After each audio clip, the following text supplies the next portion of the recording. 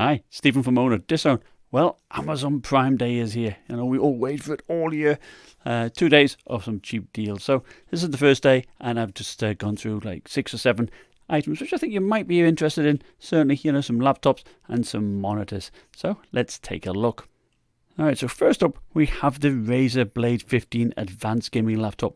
Now, this has been reduced from $2,600 to $1,999, and it has an RTX 2070 Super Max Q.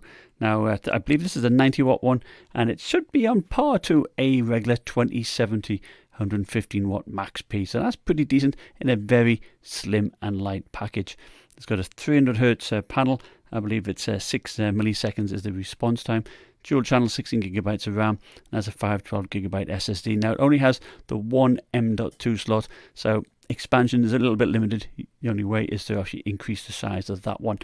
But it certainly looks pretty decent. Of course, it's all aluminium build, and it has the vapor chamber cooling, which will help keep it nice and cool. And it also has an SD card reader, a Thunderbolt 3, and it also can be charged by USB. And, you know, the battery life, by all accounts, runs for around about 7 hours. So I think for, you know, $2,000, that's not too bad. Now, if you can't stretch it to the $2,000, perhaps you can go for the Razer Blade 15 base model. Now, this is still a very nice laptop, still all aluminium build. And this model, you get a 1660 Ti for $1,300. And you get the 15.6 inch, it's 144 hertz panel, 16 gigabytes of RAM, bit of a pokey SSD, 256 gigabytes, but there's another M.2 slot in there, so you can expand a little bit easier than the advanced model. Now, there's no SD card reader, but you do have Thunderbolt 3, which is nice, of course. Now, there's no vapor chamber cooling, just regular heat pipes. But still not too bad, and the battery life again should be around about 7 hours of runtime. And again, you can charge it using the USB-C. Now, this ViewSonic 27-inch monitor caught my eye because I use a 27-inch monitor as my daily driver for gaming and everything, and it's really good. Now, this is a 1440p, much like mine, but it has a higher refresh rate, 165 hertz and 1 millisecond. So it's a nice little gaming panel. It's a Gsync. So, you know, these are normally around about the $500 mark. So here it's like $385. So I thought that was a pretty decent deal. It's seems to have quite decent reviews as well. Alright, so the Asus ROG Strix Scar 15. Of course, 15.6 inch, 240 hertz IPS panel. I think it's probably like a 3 millisecond response time on the panel. Now, there's no G-Sync on this model, but you do have the RTX 2070 Super. Now, it is a Max Q, is a 90 watt. So again, be just as powerful as a regular 2070 Max P. So that's not too bad. And it is combined with a i7-10875H 8-core CPU with 16 gigabytes of RAM. Now, it does have 2 RAM slots, so it's running dual channel, and you can upgrade that should you wish, of course. Got 1 terabyte PCI Express SSD, and I understand it's got 3 M.2 slots, so you can upgrade that quite nicely. Some good storage options there. And now the battery is only a 66 watt hour battery, and I think it runs off the dedicated GPU all the time, so the battery life is probably going to be a bit pokey, but it's still not bad. There's no Thunderbolt 3, unfortunately, but you do have for the cooling, you do have liquid metal on the CPU. But by all accounts, the airflow is not the best, so it can run a little bit warm. Now, the number pad is actually integrated into the trackpad as well there, so that's a nice little touch.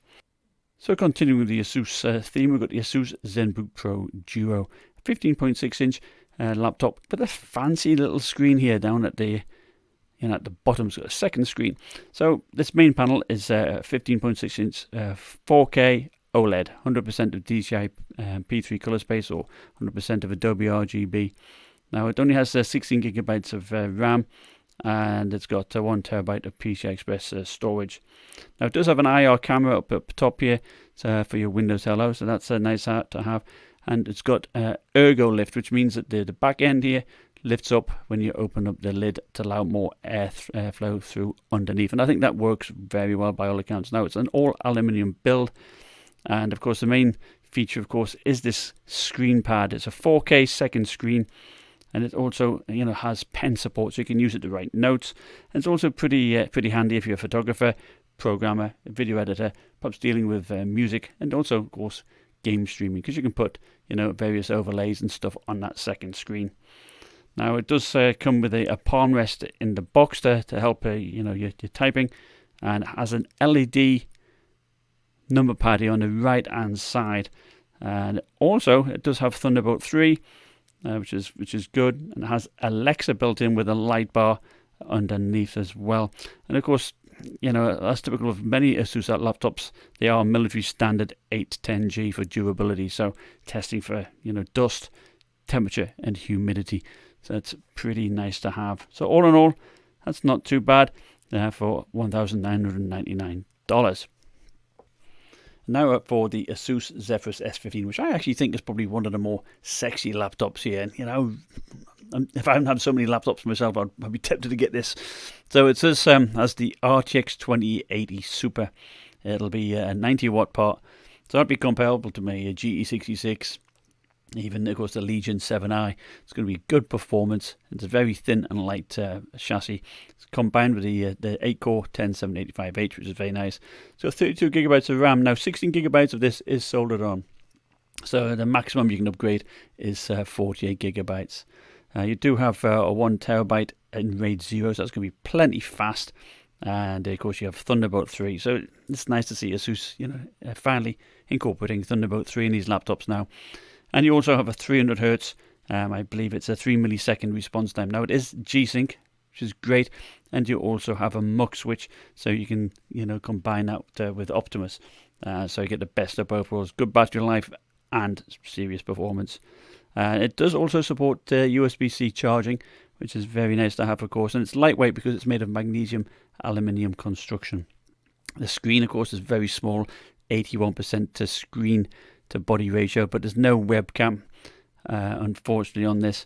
But the cooling, again, it has it's actually got 6 heat pipes, liquid metal on the CPU, and it's got self-cleaning fans as well. It's a very good Asus method there to help keep the dust out of the fans. And for the audio, it does have a ESS Hi-Fi Saber DAC. So good audio if you've got high impedance headphones. Fantastic. So I do really like the look of this laptop. And it's $2,549. And often, you know, these are around about the $3,000 mark. So I think that's a good deal. All right, so there you have it. A few deals for you. Hope you found that useful. Remember, like, subscribe, and I'll see you next time. Bye now.